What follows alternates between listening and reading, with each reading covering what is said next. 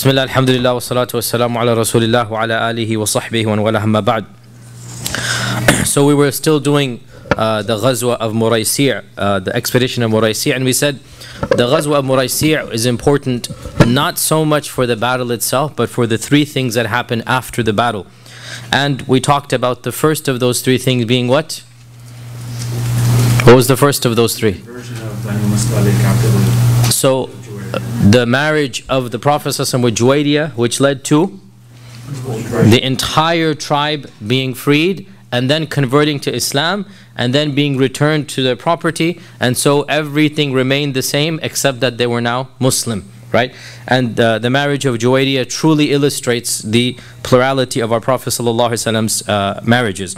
We're going to do the second incident today and then start the third incident as well. And the third incident is the slander of Aisha, so we'll start that at the end. So the second incident, which we weren't able to discuss, and by the way, as we mentioned last time, and our brother also brought up the issue of the date of Muraysi'. And as I said, I mean, alhamdulillah, this is a very advanced seerah, but still there's a time you just have to draw.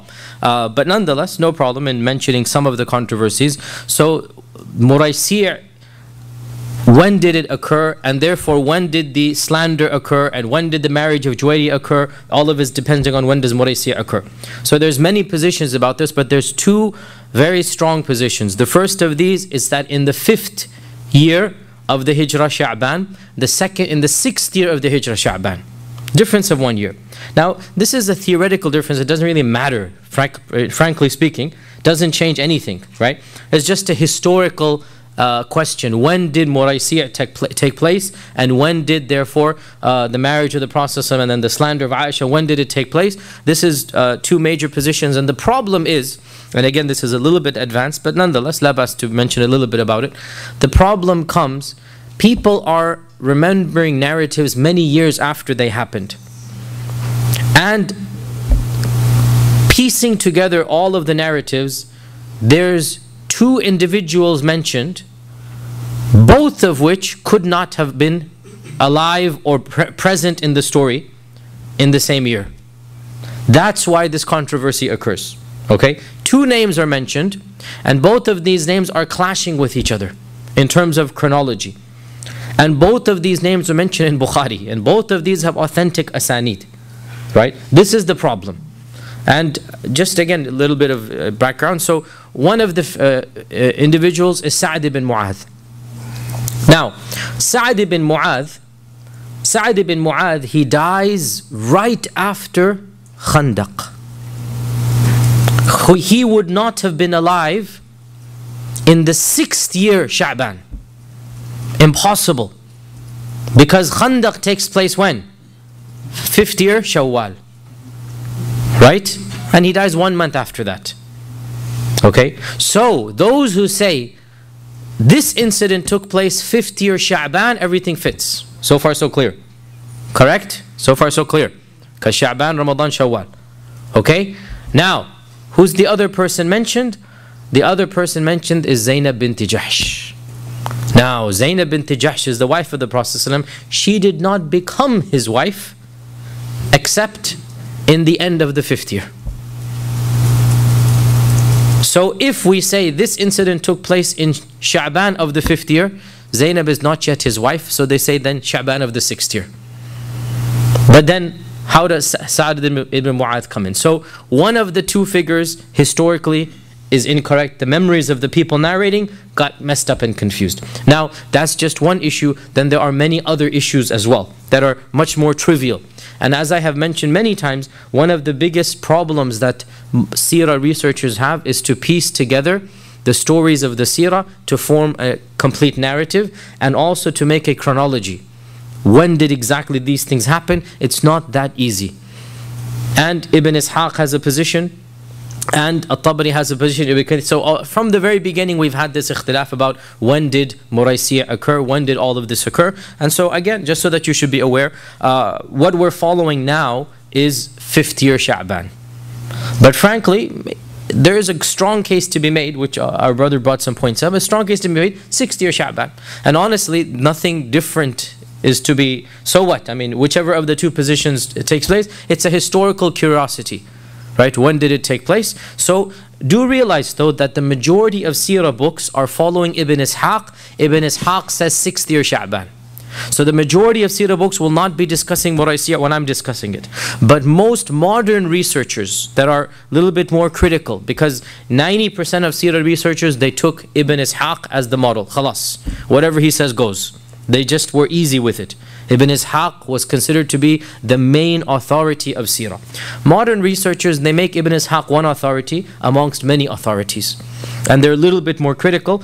The majority of modern muhaqqiqun, which means like the modern researchers, they have concluded with many other evidences that Muraysiyah took place Sha'ban of the 5th year of the Hijrah. And if you want to hold this position, that's fine. If you want to hold the other position, that is fine as well. In any case, back to the story. So, what is the second of the 3 incidents?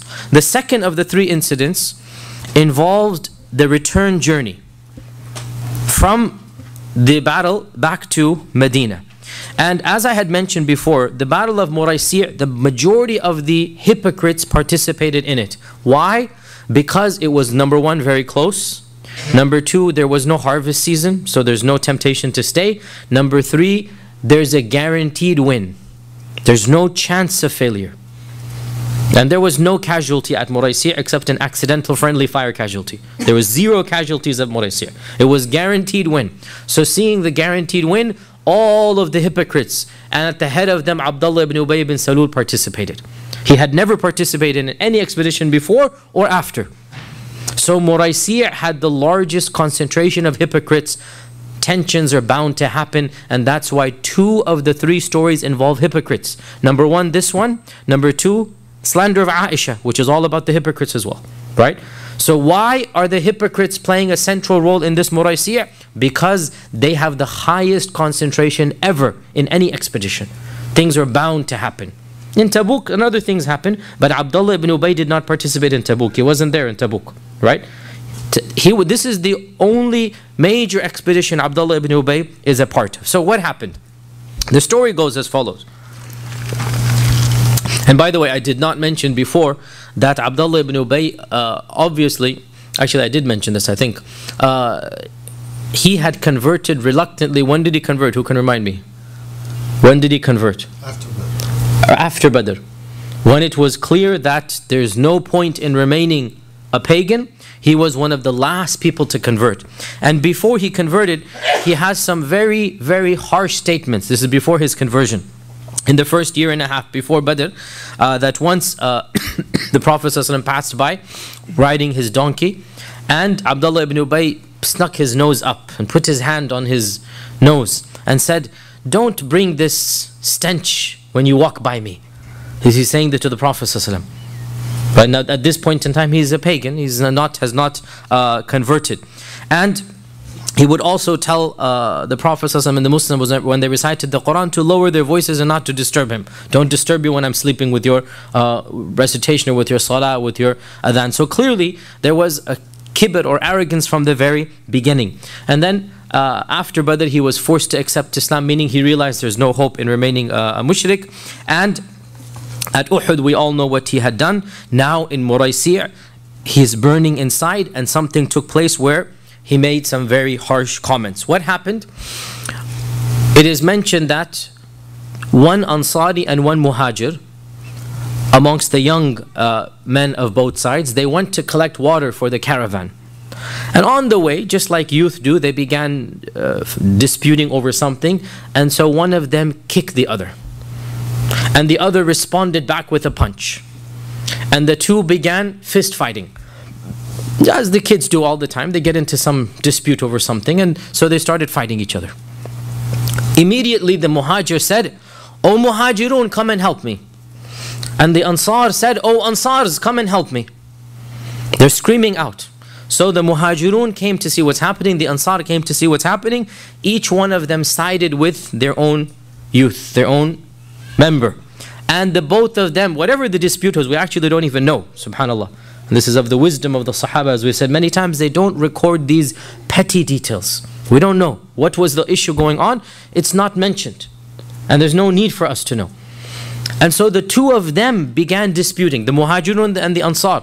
And their voices began to shout and increase. And they started lining up and yelling and screaming.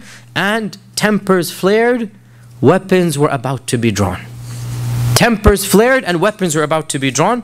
And the Prophet ﷺ heard all of this commotion, what's going on, the noise is raising. So he rushes outside of his tent and he sees the Ansar on one side, the Muhajirun on the other side. All lined up, yelling, shouting, screaming, anger is there.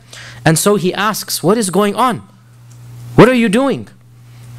And they tell him that these two youth, they had a fight. They called out the Ansar, or they called out the Muhajirun. Now we are resolving the dispute. Again, we don't know what the dispute is. So the Prophet ﷺ said, Abi da'wa al-jahiliyyah, you're going back to the calls of Jahiliyyah. You're going back to this breaking up of the ummah based upon lines and divisions. That's what Jahiliyyah was about. This is Qurashi, this is Hudali, this is Thaqafi. You're going back to the da'wah of Jahiliyyah. Utrukuha fa innaha muntina. Leave it because it is disgusting. He used a very harsh word. Muntina, rotting. It's disgusting. Get rid of it. It is something that is disgusting. Throw it away. It's something that's rotting. Now, before we move on, look over here, subhanAllah, how weak human nature is. This is the best generation of mankind ever. Kuntum khayra ummatin ukhrijat linnas. And two youth get involved fighting. Whatever it is, it's got to be petty. These are two youth. Whether it's over who's going to get the water first, whatever is the story, it's got to be something, teenagers fight over. But still, tempers are so easy to flare. And divisions and calls like this, Iblis is waiting to divide the Muslim ummah up in this manner. And even the best of ummahs and generations, the potential exists for this to flare up. And this is exactly what happened. And in this we see the humanity of the Sahaba. They're not angels. They can get angry. They almost break into a fight themselves. After the death of the Prophet ﷺ, an actual fight will occur. Multiple fights will occur. Siffin and Jamal, they will occur. They didn't want it to happen, but nonetheless it happened. We also see over here that the Prophet ﷺ called racism and ethnic division, he called it rotting, filthy, muntina. It's something that's decaying. And this shows us dividing ourselves up when we are one ummah over any divisions is something that is completely filthy. It's the human nature should find it disgusting. Like imagine rotting flesh. This is how we should find racism. This is how we should find division within the ummah. And what is especially noteworthy in this division is that this division, Ansar and Muhajir, was unknown to the both of them 4 years ago, 5 years ago. This is a brand new division. And it is a division that the Quran itself sanctions. Al-Muhajirun wal-Ansar. It is an Islamic division. Who's a Muhajir, who's an Ansar. Yet it can be misused and abused as it was right now. And even this Islamic division can become un-Islamic. If this is the case with something that has Quranic origin, Muhajir and Ansar, how about something that has completely human origin?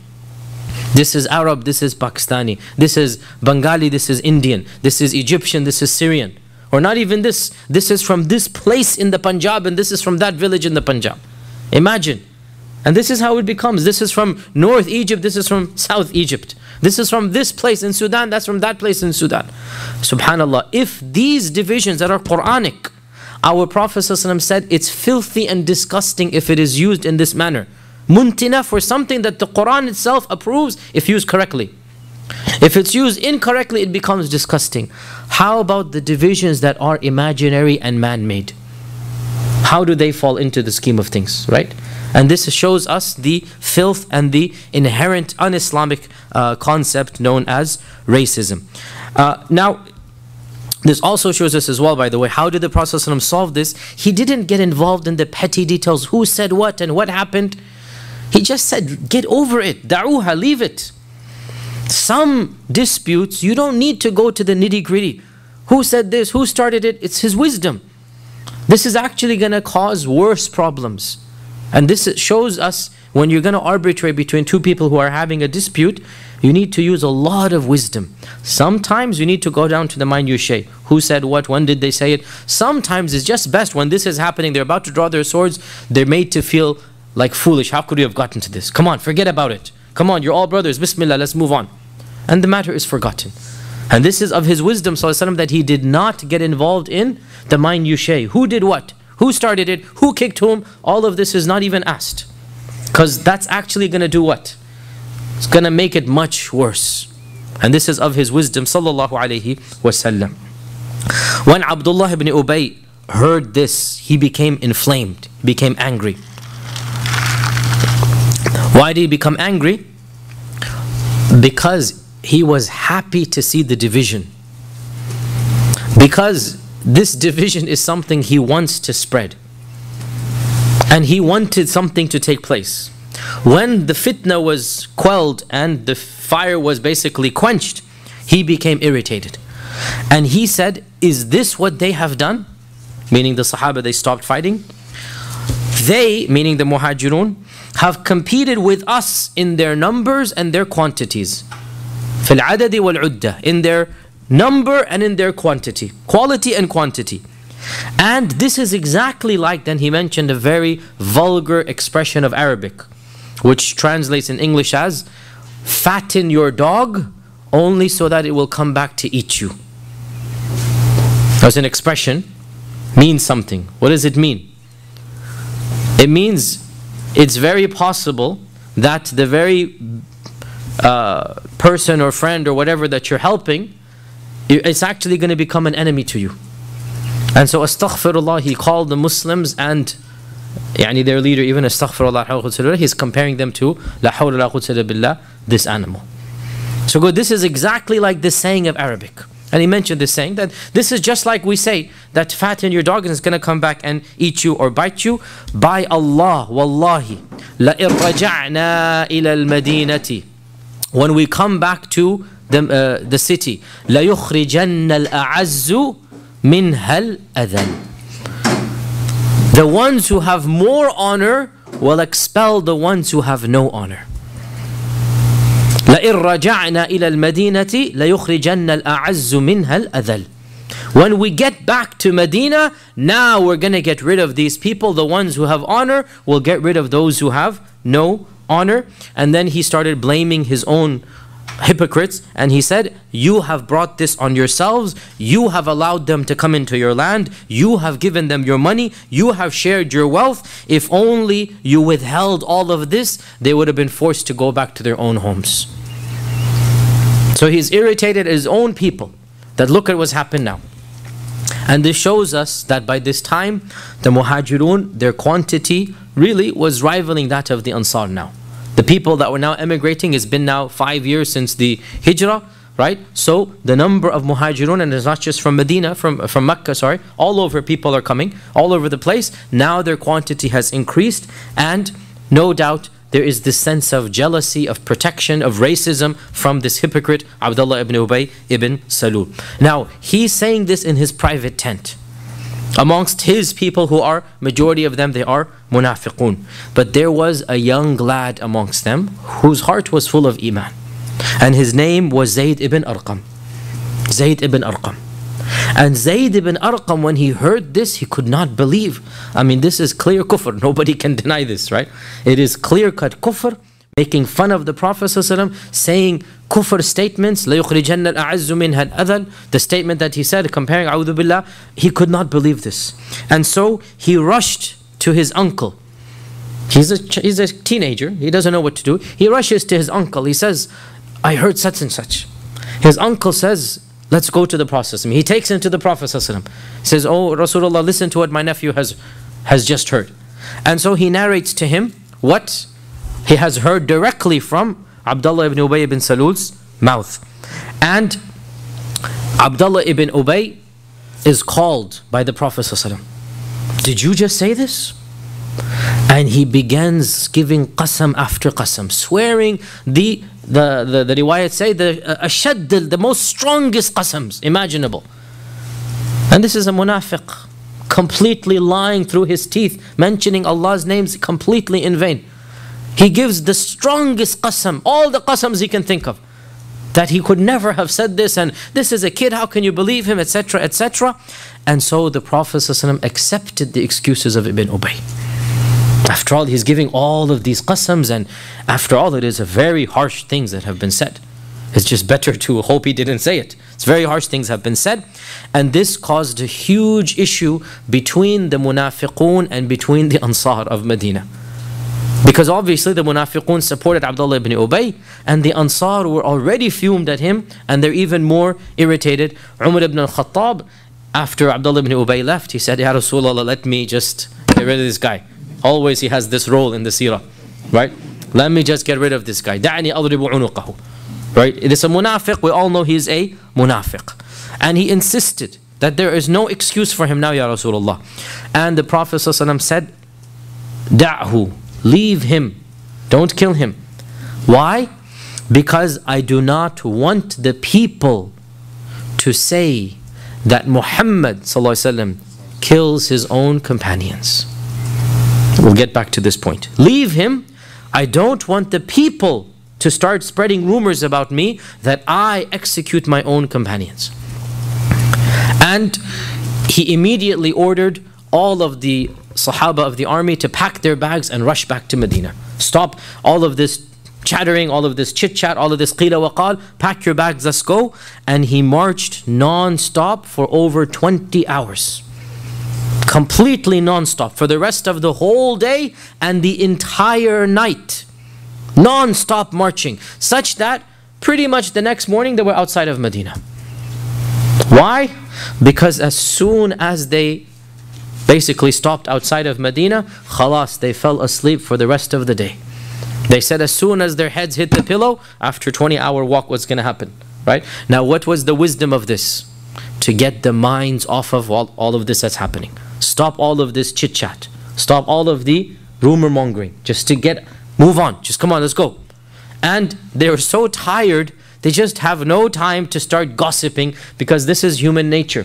Small thing happens, and then one person throws it to another, it becomes bigger, throws it to another, it becomes bigger. Small thing becomes bigger and bigger. Each person inflames the other. How dare he couldn't have done this, blah, blah, blah. SubhanAllah, the Prophet in his wisdom once again shows us his wisdom. He just completely extinguished this flame by just marching forward. Let's go. And by the time they walk 20 hours, as soon as they unpack their bags, they just fall right there asleep, sleep the whole day, wake up, Medina's right there. So then they get back to the city of Medina. Now, Zayd ibn Arqam became very depressed, because after all, his testimony has been rejected. Right? He became very depressed. He said it was the worst day of my life. After all, he was also just a teenager as well. And wallah, even if he had been an old man, it would have been very painful. The Prophet has rejected his testimony, basically. I mean, obviously, he's not accusing him of lying. But in essence, what has he done? In essence, he's accepted the testimony of Abdullah ibn Ubayy and rejected the testimony of Zayd ibn Arqam. And Zayd ibn Arqam was extremely depressed. He said it was the worst day that my mother ever gave birth to me. The expression in Arabic, it's like the worst day of my life.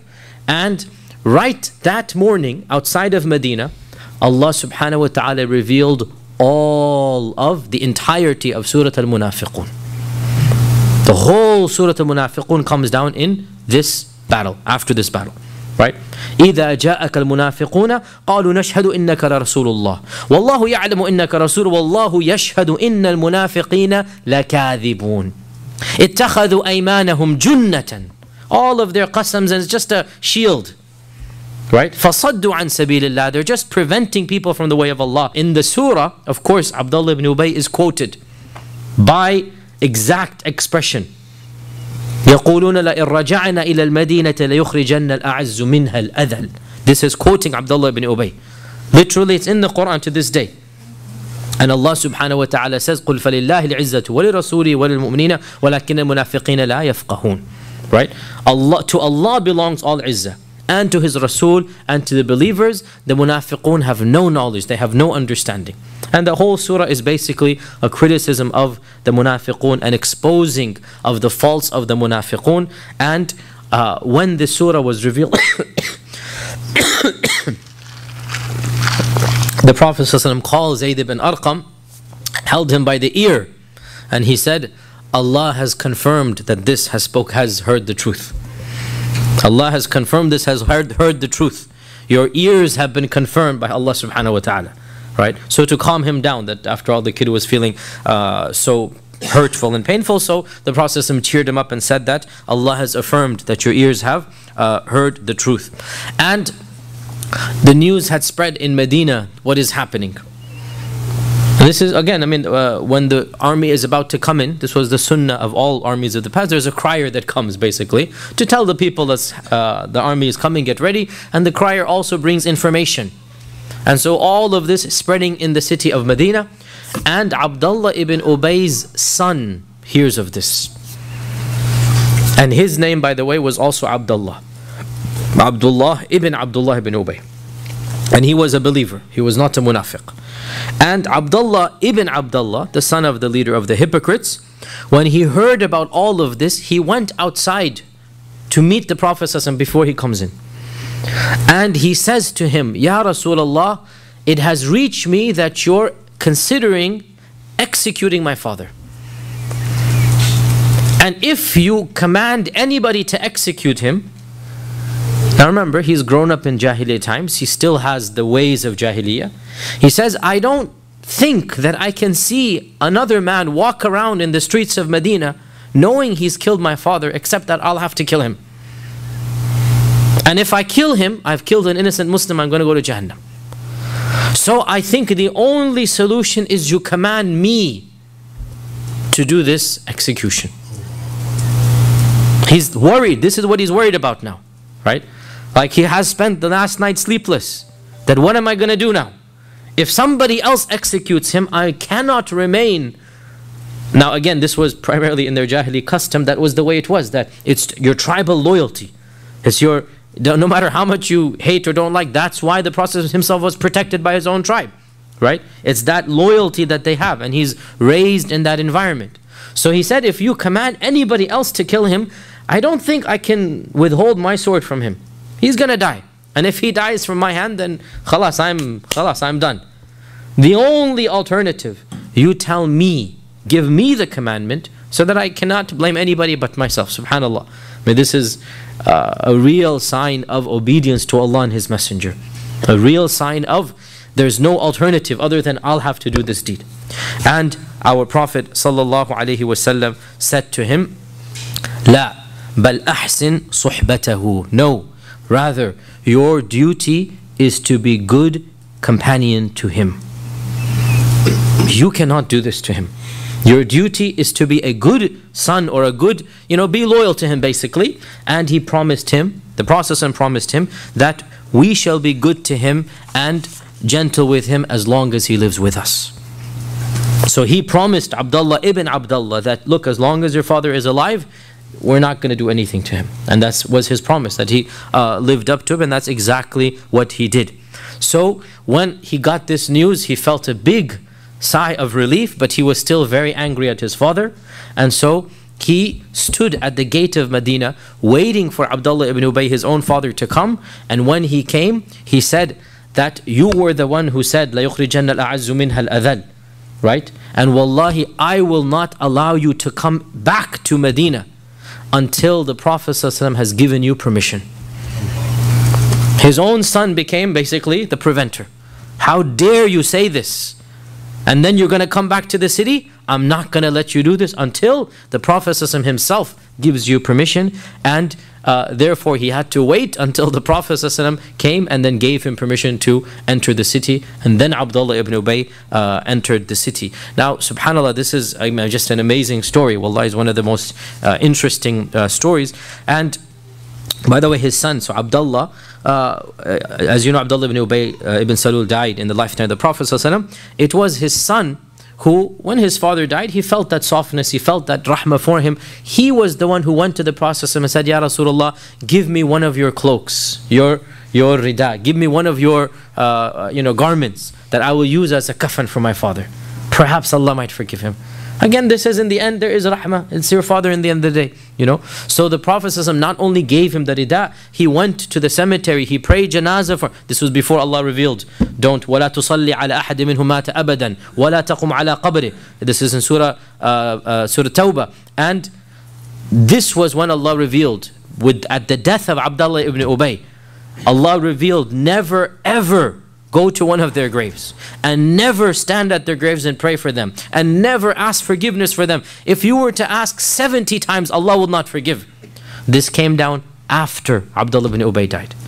So before, he actually went and he prayed for him, and he ﷺ went into the grave himself to lower the body, and he gave his own shroud to use as a kafan, because subhanallah, in the end of the day, he wanted rahmah. This is rahmatan lil alameen. He wanted even this person to get rahmah. That's his heart, sallallahu alaihi wasallam. And Allah subhanahu wa ta'ala said, we know better. And don't ask forgiveness for this person, you know he has died in nifaq. And Abdullah ibn Ubayy, Abdullah ibn Ubayy, the Muslim, he died a shaheed in the battles of Ridda in the time of Abu Bakr as-Siddiq. So we really don't have much information about him. He lived a short life after this. He died within the next 5-6 years. He passed away. Now, the outcome of this incident was that the true nature of Abdullah ibn Ubayy was fully exposed now by the text and testimony of the Quran, in a manner that even Uhud had not done that explicitly. This is the most explicit. And therefore, many of the munafiqun abandoned Abdullah ibn Ubayy and actually became true Muslims.